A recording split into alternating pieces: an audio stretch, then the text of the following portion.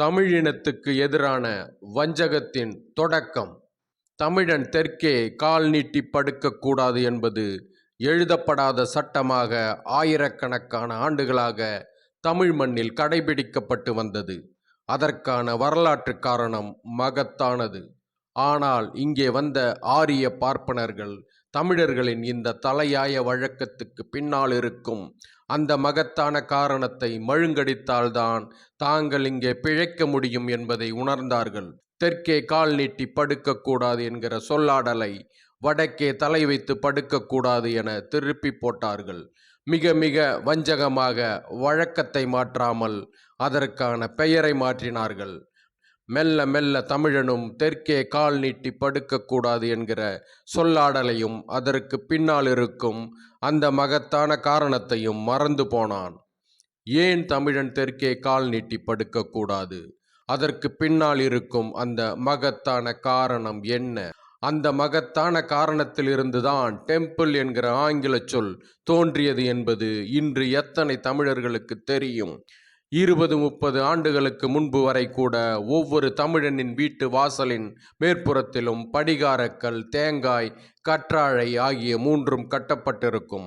அதற்கான உண்மையான காரணம் என்ன என்பது உங்களுக்கு தெரிந்திருந்தால் தமிழன் தெற்கே கால் நீட்டி படுக்கக்கூடாது என்பதுவும் உங்களுக்கு தெரிந்திருக்கும். தமிழின வரலாற்றின் மிக மிக முக்கியமான செய்தி இது. ஒவ்வொரு தமிழனும் இந்த செய்தியை கட்டாயம் தெரிந்து வைத்திருக்க வேண்டும். ஒவ்வொரு தமிழனின் குருதியிலும் கலந்திருக்க வேண்டிய இந்த செய்தியை இன்றைய தமிழன் அறியாமல் போனதற்கான முக்கிய காரணம் கடந்த 8 நூற்றாண்டுகளாக இந்த தமிழ் மண்ணை தமிழர்கள் ஆளவில்லை என்கிற பேருண்மைக்கு பின்னால் புதைந்து கிடக்கிறது.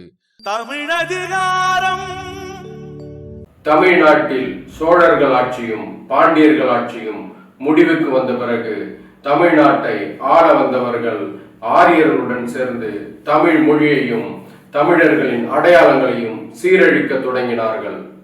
அதில் முதன்மையானதும் கொடுமையானதும் தமிழர்களின் அடிப்படை நம்பிக்கையாக இருந்த தெற்கே கால் வைத்து படுக்கக்கூடாது என்பதை வடக்கே தலை வைத்து படுக்கக்கூடாது என மாற்றியதுதான்.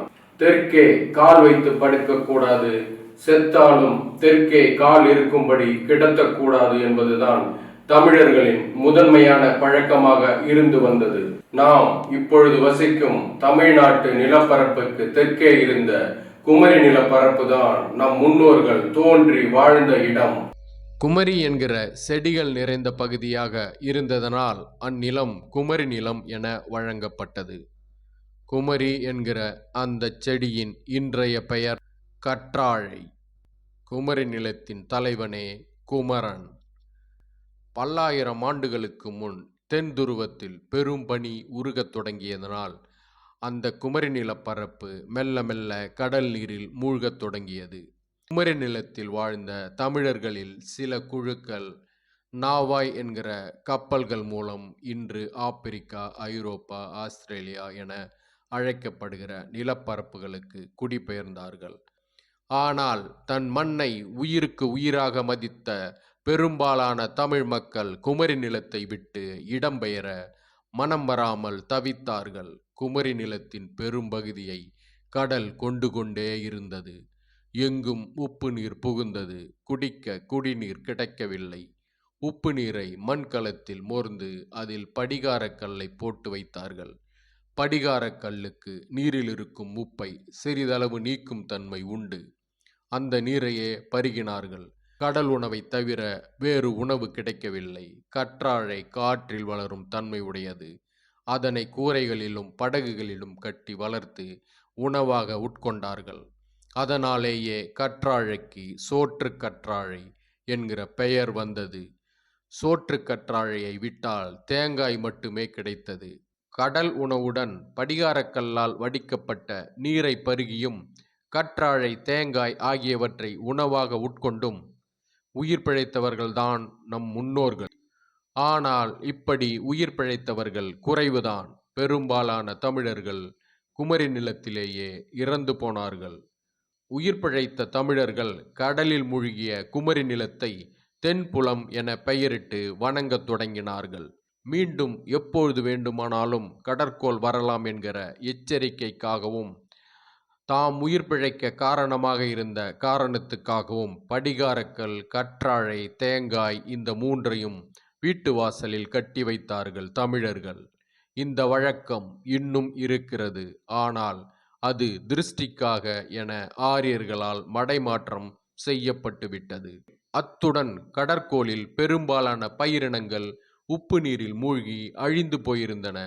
அவற்றையெல்லாம் வெகு காலம் சிரமப்பட்டு மீட்டெடுத்த தமிழர்கள் இனி இப்படி ஒரு நிலை வந்துவிடக்கூடாது என்பதற்காக பயிர் வகைகளின் வித்துக்களை குடங்களில் வைத்து உயரமான இடங்களில் பாதுகாக்க தொடங்கினார்கள். அந்த குடங்களே கலசங்களாயின.